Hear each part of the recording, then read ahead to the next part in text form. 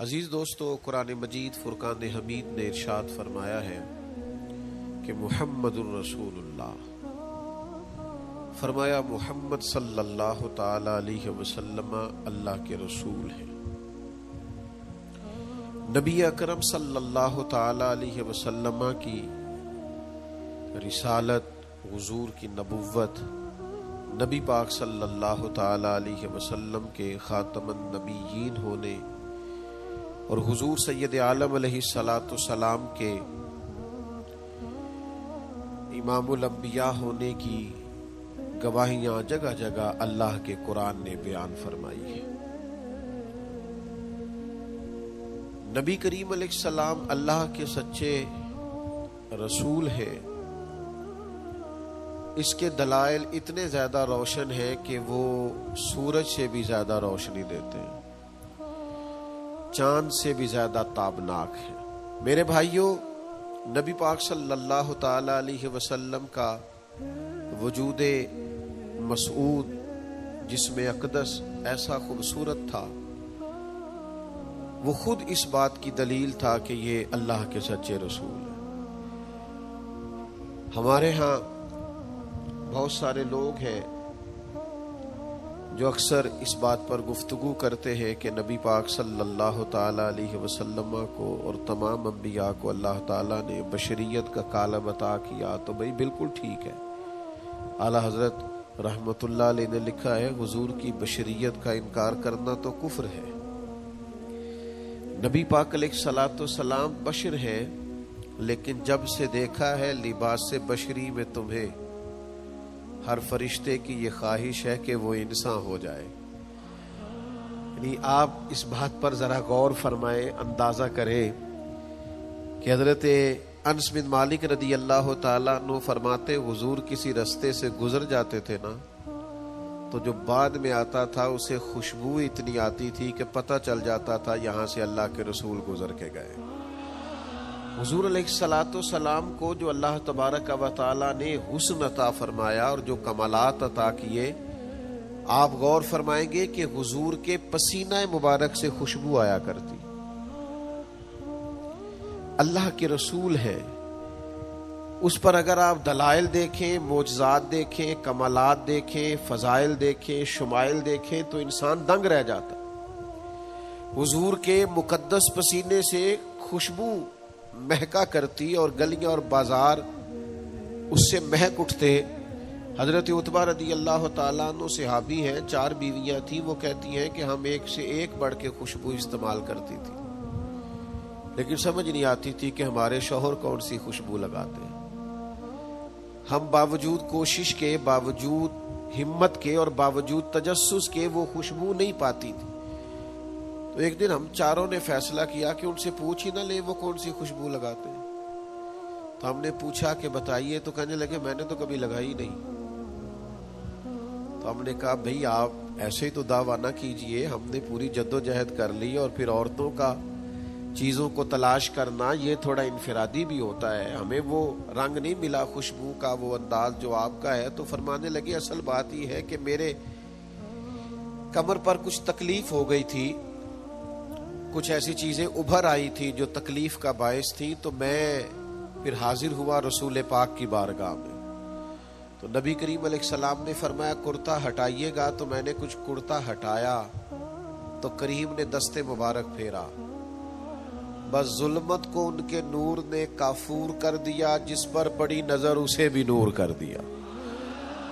تو محمد صلی اللہ تعالی علیہ وسلم اللہ کے رسول ہیں، اس پر اتنے دلائل ہیں، یہ اتنا آفتاب سے روشن مسئلہ کہ یعنی آپ شمار کرتے جائیں، آپ گنتے جائیں، آپ سیرت کو پڑھتے جائیں، آپ فضائل کو پڑھتے جائیں، کمالات کو پڑھتے جائیں، تو مرحوم اعظم چشتی کا ایک جملہ اتنا فٹ آتا ہے کہ یہ سارا مضمون اس میں سمٹ جاتا ہے۔ وہ کہتے ہیں تیری حیات پاک کا ہر لمحہ پیغمبر لگے، یعنی لمحہ لمحہ بتاتا ہے کہ آپ اللہ کے سچے رسول ہیں۔ ایک ایک گزرنے والی گھڑی بتاتی ہے کہ آپ اللہ کے سچے رسول ہیں۔ حضور کا مسکرانا بھی بتاتا ہے کہ سچے رسول ہیں۔ نبی پاک علیہ السلام کا دیکھنا بھی بتاتا ہے کہ حضور اللہ کے سچے رسول ہے. حضور تو کسی پر جلال بھی کر دینا تو بھی پتہ چلتا ہے اللہ کے سچے رسول ہے. یعنی حضور علیہ السلام کھانا تناول فرمائیں یا آرام فرمائیں، آپ ذرا یہ انوکھا پن ملاحظہ فرمائیے گا، یہ انداز ذرا دیکھیے گا کہ ایک صحابی نے آ کے عرض کی، یا رسول اللہ صلی اللہ تعالی علیہ وسلم میری بیٹی کی شادی ہے تو خوشبو کی بڑی ضرورت ہے، تو مہربانی فرمائیں کرم نوازی کریں. عرب شریف کے اندر خوشبو بڑی مہنگی ہوتی تھی، آج بھی وہاں خوشبو بڑی مہنگی ہے اور خوشبو کا استعمال بھی بہت زیادہ ہے. تو اس صحابی نے آ کے عرض کی، یا رسول اللہ صلی اللہ تعالی علیہ وسلم خوشبو مل جائے، میری بیٹی کی شادی ہے. تو حضور علیہ السلام نے فرمایا ایک لکڑی لے آؤ اور ایک بوتل ایک شیشی لے آؤ. وہ لے کے آئے تو محبوب نے نا لکڑی کے ساتھ اپنا پسینہ، تیری حیات پاک کا ہر لمحہ پیمبر لگے، حضور نے وہ پسینہ مبارک اتار کے اس شیشی میں ڈال دیا. فرمایا جا جا کے استعمال کر، اللہ تبارک و تعالی بہترین خوشبو عطا کرے گا. حضور علیہ السلام کا سارا وجود نور. یعنی ہمارے ہاں کسی آدمی کے منہ سے تھوک نکلے یا لعاب نکلے تو لوگ اس سے گھن محسوس کرتے ہیں، جگہ جگہ لکھا ہوتا ہے تھوکنا منع ہے. لیکن نبی کریم اگر لعاب دہن لگا دینا مولا علی کی آنکھوں پر تو شیر خدا فرماتے ہیں مجھے پہلے سے بھی زیادہ بہترین نظر آنا شروع ہو جاتا ہے. اللہ کے محبوب صلی اللہ تعالی علیہ وآلہ وسلم کے پورے وجود نور کو جیسے جیسے دیکھتے جائیں محسوس ہوتا ہے کہ تیری حیات پاک کا ہر لمحہ پیمبر لگے. حضرت عبداللہ ابن سلام رضی اللہ تعالیٰ عنہ فرماتے میں گفتگو کرنے آیا تھا، حضور علیہ السلام کے دین کے بارے میں کچھ معلومات کرنے آیا تھا، اور میں تورات کو پڑھنے والا تھا، اہل یہود کے علماء میں سے آپ کا شمار ہوتا تھا. اپنے کچھ لوگوں کے ساتھ آئے، فرماتے ہیں نبی کریم صلی اللہ تعالی علیہ وسلم اونٹنی پر تشریف فرما تھے اور صلہ رحمی کے متعلق کچھ گفتگو کر رہے تھے. میں نے حضور کی گفتگو سنی. محبوب کا لباس مبارک مہنگا نہیں ہوتا تھا پر نہایت ہی اجلا ہوتا تھا، نہایت سادہ ہوتا تھا، نہایت باکمال ہوتا تھا. فرماتے میں نے اونٹ پر بیٹھے ہوئے محبوب کے لباس کا، بات کرنے کا، نفاست کا، ہاتھ اٹھانے کا وہ انداز دیکھا، اور جھکی جھکی نظریں اور معصوم لہجہ اور گفتگو میں سلاست اور روانی اور ٹھہرے ٹھہرے جملے اور لفظوں کا وہ ایک خوبصورت ریدھم. فرماتے ہیں وہ سارے انداز میں نے دیکھے تو میں جو بات کرنے آیا تھا مجھے بھول ہی گئی. لباں تے موراں لگیاں، بولن دی جاچ ہی بھول گئی، ایتھے زباناں تائیں کھولن دی جاچ بھول گئی. فرماتے میں کوئی بات ہی نہ کر سکا. جیسے ہی محبوب کے قریب گیا میں نے فوراً عرض کیا مجھے کلمہ پڑھا دے، میں مسلمان ہونا چاہتا ہوں.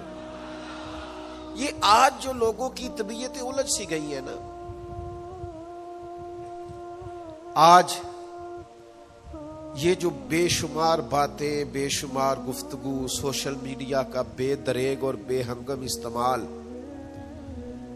اور ذہن کو ہر وقت تھکائے رکھنا اور طبیعت کو ہر وقت اوور تھنکنگ کرتے کرتے اپنے آپ کو پریشان کر دینا، یہ جو ساری بے چینی ہے، یہ جو سارا اضطراب ہے، یہ جو ساری ہماری طبیعتیں الجھ سی گئی ہے. ہر آدمی کو دوسرا دشمن نظر آتا ہے اور ہر ایک کو دوسرا اپنا مخالف دکھائی دیتا ہے، اور معاشرے کے اندر بسنے والا ہر آدمی لالچی دکھائی دیتا ہے. محسوس ہوتا ہے سارے شہرت کے لیے لگے ہوئے ہیں، سارے اقتدار کی جنگ لڑ رہے. یہ جو ہماری ساری بدگمانیاں ہیں اس کی بنیادی وجہ یہ ہے کہ ہم ادھر ادھر تو کھل کے دیکھتے ہیں، اپنے محبوب کی بارگاہ کی طرف نہیں دیکھتے. ہم جب حضور علیہ السلام کی پرکیف شخصیت کو دیکھیں گے، فضائل دیکھیں گے، کمالات دیکھیں گے، معجزات دیکھیں گے، نعت پاک کی طرف توجہ کریں گے، اخلاق عالیہ کو دیکھیں گے، حسن کردار کو دیکھیں گے. دنیا میں وہ لوگ بڑے عظیم ہوتے ہیں جو نبی پاک علیہ السلام کی محبت میں پوری طرح محو ہو جاتے ہیں. آپ یقین کریں جو دروازہ رسول تک پہنچ جاتے ہیں ان کا سفر ہی ختم ہو جاتا ہے. جو حضور کی بارگاہ تک پہنچ جاتے ہیں ان کے ذہن کی مشقت پھر ختم ہو جاتی، انہیں منزل نصیب ہو جاتی. وہ لوگ اس طرح کے ہو جاتے ہیں کہ اب زندگی میں ایک ٹھہراؤ آ گیا، اب سکون نصیب ہو گیا، اب اطمینان قلبی مل گیا، اب مقصود ہاتھ آ گیا ہے، منزل مل گئی ہے. نوجوانوں بہت زیادہ نہ الجھا کرو یار، بہت زیادہ پریشان نہ ہوا کرو. جب دل بڑا گھبرا جائے نا تو اپنے نبی پاک کی سیرت کو پڑھا کرو، حضور کے احوال شریفہ کا مطالعہ کیا کرو، ان کے حسن کی بات دیکھا کرو، جمال کی بات دیکھا کرو، کمال کی بات دیکھا کرو، محبوب کے بانٹنے کا انداز دیکھا کرو، نوازنے کا انداز دیکھا کرو، نبی پاک کا دشمنوں کو معاف کرنے کا رنگ دیکھا کرو، حضور کا عطا کر دینے کا انداز دیکھا کرو. معاشرے میں، سوسائٹی میں ہر طرف بے راہ روی ہے، سارے دشمن ہیں، لیکن محبوب تبلیغ بھی اطمینان سے کرتے ہیں، ان کو دعوت توحید بھی مطمئن ہو کے دیتے ہیں، اور جب ان کے لیے دعا کرتے ہیں تو پھر بھی پوری دل جمی کے ساتھ دعا کرتے ہیں. یہ خاص ٹھہراؤ آپ کو حضور کی بارگاہ تک جانے میں ملے گا. ہم نا رسمی سی محفل کرتے ہیں، رسمی سا میلاد، رسمی سا معراج، رسمی سی سیرت، رسمی سی باتیں. وہ جو خاص ایک کیفیت ہوتی ہے نا امتی کی، پوری طرح محبوب کے قدموں سے جڑ جانا، یہ والہانہ پن کبھی ملے نا، والہانہ پن. یعنی حضرت طلحہ بن برار رضی اللہ تعالیٰ عنہ کی نبی کریم سے ملاقات ہوئی، حضور سے ملے اچانک، اور دوڑ کے جا کے نا تو نبی پاک کے قدموں سے لپٹ گئے، اور پھر لپٹے ہیں اور والہانہ انداز ہے اور وارفتگی دکھا رہے ہیں اور عشق کا مظاہرہ کر رہے ہیں، اور پھر اسی درد اور تڑپ میں عرض کرنے لگے حضور مجھے کوئی حکم کرے، میں فوراً تعمیل ارشاد کروں، کچھ فرما دے. یہ والہانہ پن، یعنی کبھی آپ بڑے بے چین ہو تو کہیں یار کھولو سیرت کی کتاب، اپنے نبی کا کوئی ذکر پڑھتے ہیں، کھولو فلاں آدمی کو سنے جو حضور کے عشق کی بات کرتا ہے، آؤ کوئی نعت پاک کا نغمہ چھیڑ دے جو ہمارے دلوں کو ٹھنڈا کرے، آؤ کوئی قرب پائے حضور کے دروازہ نور کی طرف سفر کرے. ہم کہاں الجھے ہوئے ہیں، کہاں سکون تلاش کر رہے ہیں، کہاں ہم نے اپنے آپ کو الجھا دیا ہے، کن بے معنی اور بے مقصد باتوں میں ابحاث اور بحثیں کر کر کے اپنے آپ کو پریشان کیے ہوئے ہیں. آئیے دیکھیے رسول اللہ صلی اللہ تعالی علیہ وسلم کی زندگی کا لمحہ لمحہ آپ کے کلیجے کو ٹھنڈا کرے گا، آنکھوں کو سکون دے گا، باطن کو پاکیزہ کرے گا، سوچوں کو نکھار دے گا. کہہ لینے دو مجھے یہ جملہ، حضور سے پیار کرو، جینے کا بھی مزہ آئے گا، مرنے کا بھی مزہ آئے گا، لطف نصیب ہو جائے گا، سرور نصیب ہو جائے گا، ایک کیف سا میسر آ جائے گا. حضور کی بارگاہ عالی مرتبت تک جڑو، نبی پاک علیہ الصلوۃ والسلام کے اخلاق عالیہ کو اپناؤ، کردار کو سمجھو، حسن تکلم کو سمجھو، نبی پاک علیہ السلام کی باتوں پر غور کرو. یقین کرو کبھی نہ کبھی پڑھتے پڑھتے وجد ہو جاتا ہے، کبھی کبھی ان باتوں کو صرف مطالعہ کی نظر سے دیکھیں، سیکھنے کی نظر سے دیکھیں تو ایسے لگتا ہے کہ جیسے روح پرواز کرنے لگی. یہ اس طرح کے بھی کمالات ہوتے ہیں، یہ بھی رنگ ہوتا ہے، یہ بھی انداز ہوتا ہے، یہ بھی طور طریقے ہوتے ہیں. اور پھر حضور امی ہے. نبی کریم نے دنیا میں کسی استاد سے پڑھا نہیں، حضور سید عالم صلی اللہ تعالی علیہ وآلہ وسلم کسی مکتب میں نہیں گئے، حضور نے کسی مدرسے سے تعلیم نہیں پائی. لیکن جب حضور بات کرتے نا،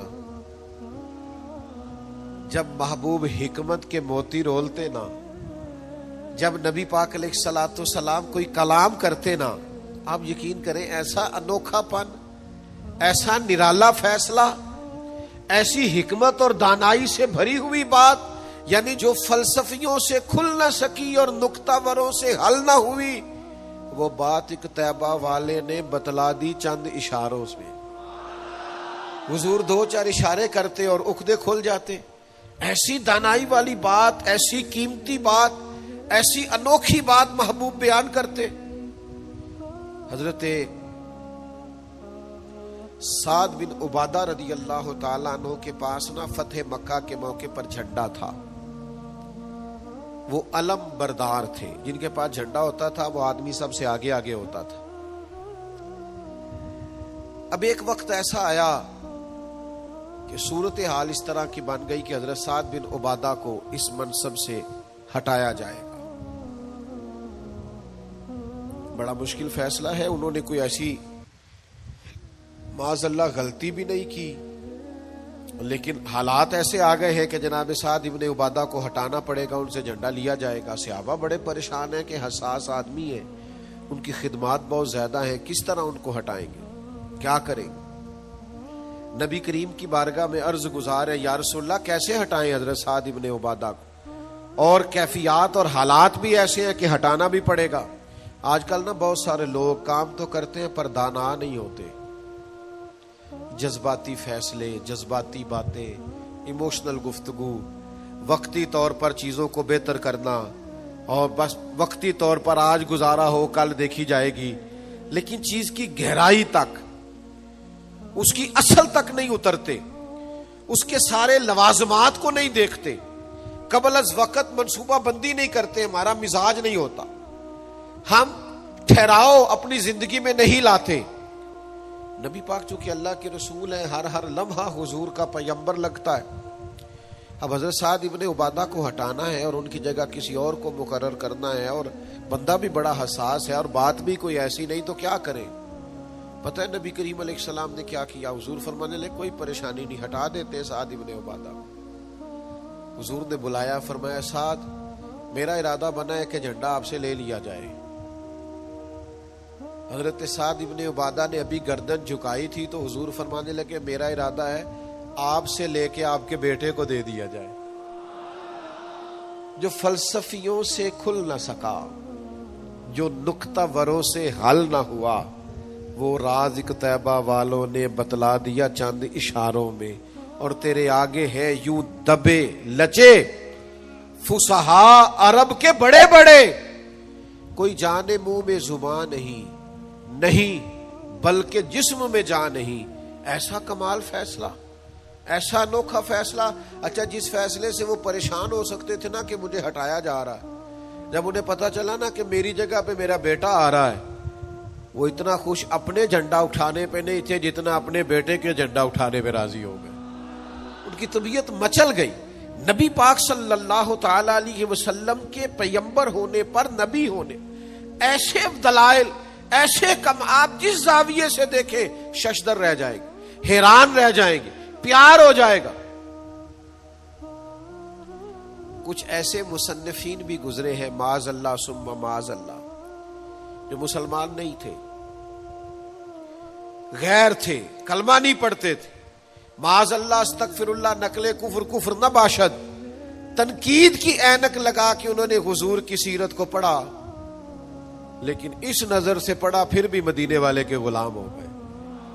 یہ کہنے پر مجبور ہو گئے کہ نہ بھائی ایسا کوئی محبوب کہیں ہوگا نہ کہیں ہے، بیٹھا ہے چٹائی پہ مگر عرش نشیں ہے. نبی پاک علیہ السلام. پھر ایک اور بات، حضور امی ہے لیکن ایسی کمال بات کرتے، ایسا انفرادی فیصلہ کرتے کہ دنیا حیران رہ جاتی. پھر جو عظمت کردار ہے نا، بلندی یہ کردار، مجھ سے ناراض نہ ہوئیے گا، بہت سارے لوگ ہیں جو باتیں بڑی زبردست کرتے ہیں، گفتگو میں کوئی ان سے جیت نہیں سکتا. ان کا لب و لہجہ ایسا ہوتا ہے کہ شاید کسی بڑے سے بڑے عالم فاضل کو بھی بولنے نہ دے، لیکن عمل کی باری آتی ہے تو کمزور ہوتے ہیں. باتیں بیسیوں آتی ہیں، درجنوں آتی ہیں، نماز کا ٹائم ہوتا ہے تو بہانے بازی کرتے ہیں، وہ میرے کپڑے نہیں ٹھیک، بس دعا کریں انشاءاللہ شروع کر دوں گا، کہانیاں سناتے ہیں. کیوں اتنے بھولے بنتے ہیں؟ ہمیں سمجھ آتی ہے کہ آپ گفتار کے غازی ہیں، آپ باتوں میں صرف ساری چیزیں سیدھی رکھتے ہیں، آپ اس جگہ پہنچ ہی نہیں پا رہے. عمل، کردار، یہ بھی ایک مبلغ ہوتا ہے. آپ کا کردار بھی تبلیغ کرتا ہے، آپ کا لب و لہجہ بھی حضرت امام جعفر صادق رضی اللہ تعالیٰ عنہ سے ایک شخص نے کہا تھا میں دین کی تبلیغ کرنا چاہتا ہوں، مجھے بتایا کیا کروں؟ تو امام جعفر صادق رضی اللہ تعالیٰ عنہ فرمانے لگے دین کی تبلیغ کرنی ہے تو بڑا آسان نسخہ ہے، دین پہ عمل کرنا شروع کر دے، تبلیغ ہونی شروع ہو جائے گی۔ لیکن ہم نا عمل کی دنیا میں بڑے کمزور ہوتے ہیں، قربان جائیں۔ حضور علیہ الصلوۃ والسلام نے جس معاشرے میں آنکھ کھولی تھی وہ جہلا کا معاشرہ تھا، ظلم تھا، ستم تھا، بربریت تھی۔ ان لوگوں کی سوچیں، ان کی باتیں، ان کا ظالمانہ مزاج بڑا انوکھا تھا۔ لیکن کمال کی بات ہے نا، چاروں جانب لوگوں کا مزاج ظالمانہ تھا، لیکن محبوب کو اللہ نے رحمت بنا کے بھیجا۔ ہر طرف لوگ ناانصافی کی بات کرتے تھے، لیکن محبوب نے انصاف کے بول کو ہمیشہ بالا رکھا، اس ترازو کو ہمیشہ بلند رکھا۔ ہر طرف لوگ حق کھا جاتے تھے، لیکن محبوب نے فرمایا حق کھایا نہیں جائے گا، حق دلایا جائے گا۔ کردار دکھایا، کردار۔ وہ جو تیری جان کے دشمن ہیں وہ بھی کہتے ہیں، وہ جو تیری جان کے دشمن ہیں وہ بھی کہتے ہیں امین تو ہے، صداقت کی آبرو تو ہے۔ دشمن بھی کہتے ہیں سچے تو بہرحال ہے، امانت دار تو بہرحال ہے، غلط بات تو بہرحال نہیں کرتے۔ یعنی دشمن بھی اگر اٹھ کے گواہی دے کہ اگر کسی نے کمال دیکھنا ہے تو آمنہ کے لال کو جا کے دیکھو، اگر کسی نے انصاف دیکھنا ہے، اگر کسی نے دھرتی پہ حسن دیکھنا ہے تو عبداللہ کے در یتیم کو دیکھو۔ وہ بھائی آپ سمجھے نا، عظمت کردار کے وہ موتی جو حضور نے عطا کی۔ دیکھیے باہر والوں نے جب دلیلیں مانگی تو حضور نے معجزات دکھائے، اور جب اپنوں نے دلیلیں مانگی، مکے والوں نے، قریش والوں نے، اپنے قبیلے والوں نے دلیل مانگی، آپ نبی ہیں تو دلیل کیا ہے؟ تو اللہ کا قرآن کہتا ہے کہ محبوب نے کہا فقد لبثت فیکم عمرا من قبلہ افلا تعقلون، اور میں نے تمہارے بیچ عمر گزاری ہے ساری، تمہیں عقل نہیں؟ میں کوئی باہر سے نہیں آیا، میں نے 40 سال تمہارے اندر گزارے ہیں، میرے جیسا کوئی سچا ہے تو دکھاؤ، کوئی دیانتدار ہے تو دکھاؤ، کوئی پاکیزہ مزاج ہے تو دکھاؤ، کوئی اس طرح کا ستھرا ہے تو دکھاؤ، کوئی اس طرح کا مزکی ہے تو دکھاؤ۔ تمہارے بیچ میں نے وقت گزارا ہے۔ باقیوں کو نبی پاک نے معجزات بطور دلیل دیے، اور جب اپنوں نے دلیل مانگی تو حضور نے فرمایا میری سیرت دیکھ لو، میرا کردار دیکھ لو، میرے شب و روز دیکھو۔ فقد لبثت فیکم عمرا من قبل، میں نے اس سے پہلے عمر کا حصہ تمہارے بیچ گزارا ہے، افلا تعقلون، تمہیں عقل نہیں؟ دوستو تھوڑا سا نا کردار پر بھی توجہ کرنی پڑے گی، اپنے آپ کو تھوڑا سا تبدیل کرنا پڑے گا۔ میں آپ کی خدمت میں عرض کروں، دولت سے لوگوں کو جیتا نہیں جا سکتا، دولت تو لوگوں کو لالچی بنا دیتی۔ آپ کسی کو پیسے دیں، 10,000 دے، اگلی دفعہ وہ 25 مانگے گا، تو آپ 50 دے، اگلی دفعہ لاکھ مانگے گا، اس کی بھوک تو بڑھتی ہے۔ آپ عہدے کے زور پر بھی لوگوں کے محبوب نہیں بن سکتے، اس لیے کہ پھر وہ شخصیتوں سے پیار نہیں کرتے، کرسیوں سے پیار کرتے ہیں۔ آپ کرسی پہ ہے تو آپ اچھے لگتے ہیں، جب دوسرا آئے گا تو اس کو سلوٹ کر لیں گے۔ نبی پاک علیہ الصلوۃ والسلام نے فرمایا اگر تم کسی شخص کو قائل کر سکتے ہو اور اس سے محبت بڑھا سکتے ہو تو ایک ہی صورت ہے، اور وہ تمہارا حسن اخلاق ہے۔ اللہ کے محبوب صلی اللہ تعالی علیہ وسلم نے خلق کے ساتھ، کردار کے ساتھ، نبی پاک علیہ السلام نے محبت کے ساتھ۔ زید بن دسنہ بہت بڑے یہودیوں کے عالم تھے۔ ایک دن حضرت بلال حبشی رضی اللہ تعالیٰ عنہ سے کہنے لگے سنا ہے نبی پاک علیہ السلام کی بارگاہ میں جب بہت سارے مہمان آتے ہیں تو آپ کو کچھ قرض بھی لینا پڑتا ہے۔ جناب بلال کہنے لگے لینا پڑتا ہے، کہنے لگے مجھ سے لے لیں، میرے پاس اضافی پیسے پڑے ہیں، آپ نے دے ہی دینے۔ حضرت بلال نے لے لیے، ایک ٹائم مقرر ہو گیا، فلاں دن پیسے واپس کرنے، اپنی وعدے میں 3 دن رہتے تھے۔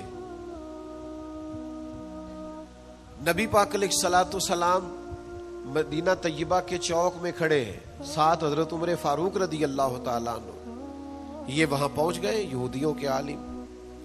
آके कहने लगे वो मेरी रकम वापस करें। तो हुजूर ने फरमाया अभी तो वादे में 3 दिन रहते हैं। तो उसने बड़े सख्त जुमले कहे। आपकी तवज्जो है मेरी बात पर? समझ आ रही है मेरी बातों की?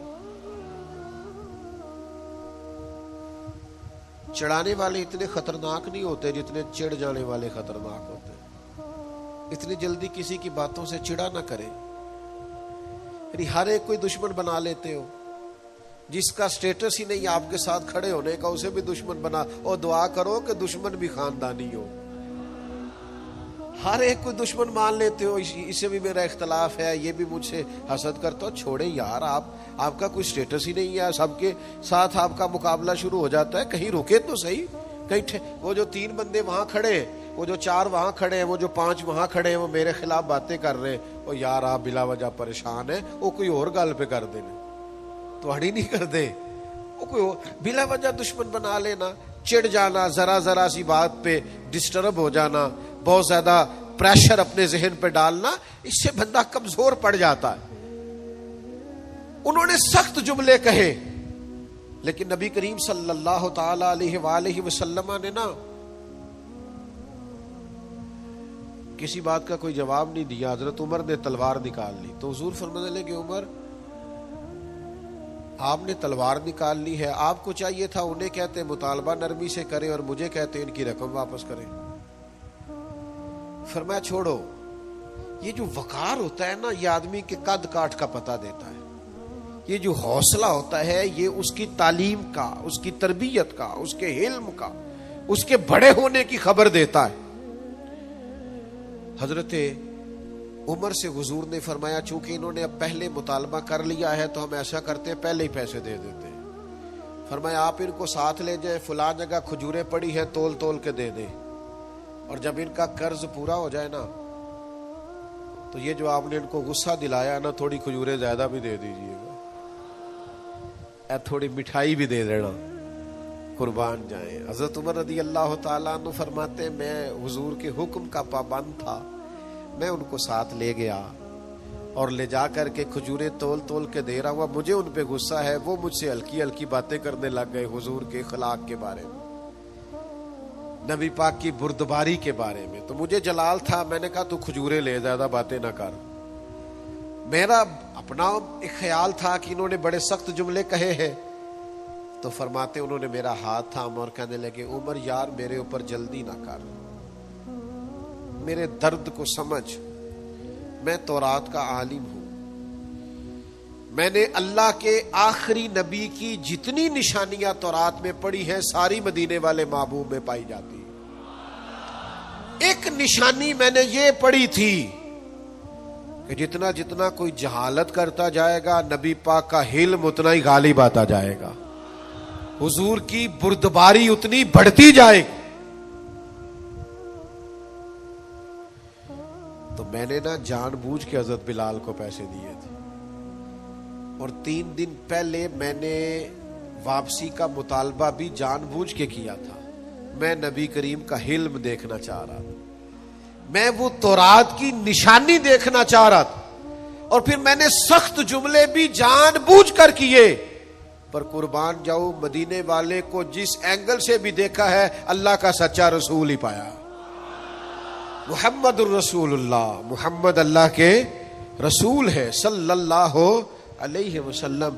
अब वो कहने लगे जनाब उमर से मुझे ले जाए ना, मैंने हुजूर का कलमा पढ़ना है, मुझे ले जाए बारगाह तक, मैंने नबी पाक अलैहिस्सलाम की गुलामी का पटा गले में डालना है। तो मेरे भाइयों, नबी पाक अलैहिस्सलाम की बारगाह तक रसाई पाइए, हुजूर की आली मर्तबत बारगाह की तरफ अपने आप को लेकर के जाइए। आज अगर हम इत्मीनान चाहते हैं ज़हनी तौर पर भी, कल्बी तौर पर भी, रूहानी तौर पर भी, फिक्री तौर पर भी, तो एक ही रास्ता है, अपने आप को हुजूर से वाबस्ता करें। हम जिस तरह की आजमाइशों का दिन रात शिकार है, और जिस तरह से हमें नई नस्ल उलझी हुई, बेचैन, बेकरार और मुस्तरिब नजर आती, इसका कोई और हल नहीं है।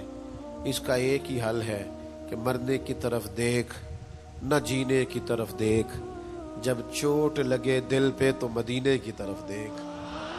اپنا تعلق حضور سے جوڑیے، اپنا رشتہ نبی کریم سے جوڑیے۔ میں آپ کی خدمت میں عرض کروں گا، وقت نکال کے درود پاک پڑھا کریں، وقت نکال کے حضور کی سیرت کا مطالعہ کیا کریں، ٹائم نکال کر کے نبی پاک صلی اللہ علیہ وسلم کی نعت شریف کو پڑھا کریں، وقت نکال کر کے حضور کی بارگاہ کی طرف بڑھا کریں۔ جب تک ہم یہ سارے کام نہیں کریں گے اطمینان نہیں پائیں گے، اور پھر جیسے جیسے حضور کو پڑھو گے، نبی پاک کو سنو گے، دین کی صداقت سمجھ میں آئے گی، آپ کو سمجھ لگے گی کہ آپ اس دین کے ماننے والے ہیں جو سب دینوں پر غالب بھی ہے، سب سے سچا بھی ہے، سب سے کھرا بھی ہے۔